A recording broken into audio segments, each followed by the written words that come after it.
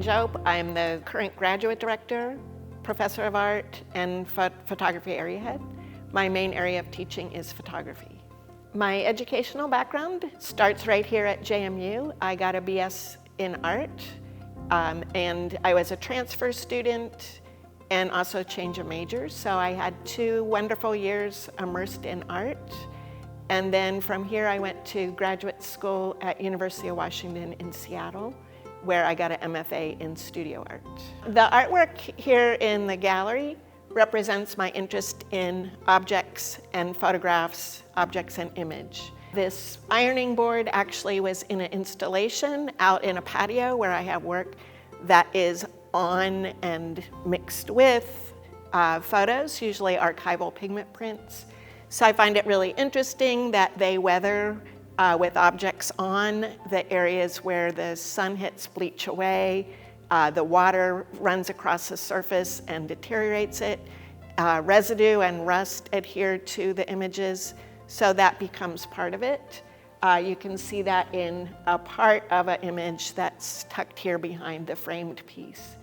You can see paint through some of the holes that actually is painted through onto the transparency on the wall.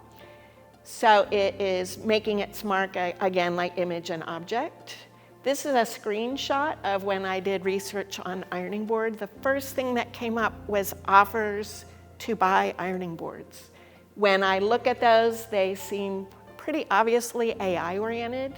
So I got interested as a photographer in how AI becomes incorporated in both the stock images that are used these days, and every time I use Photoshop, it's asking me if I want to do image generation. So it's become part of the dialogue of being a photographer.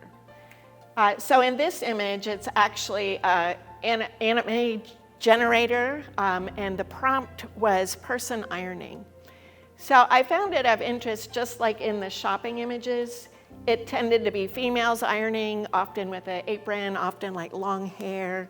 And so it became interesting to me that there's a bias in the types of images that go along with ironing, of all things.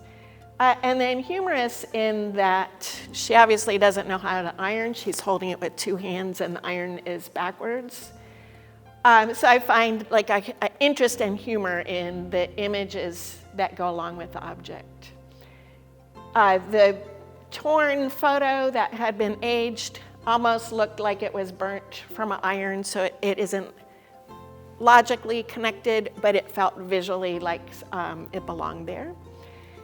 The cords coming out of it add an element of humor. So all of these cords come out of the holes into the wall or like into nowhere.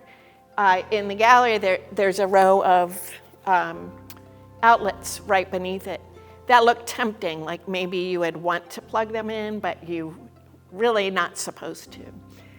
It's also, in a way, a comment of contemporary art that so often, as you see in my colleagues' work in the show, has lots of cords and electronics and things that are part of contemporary art.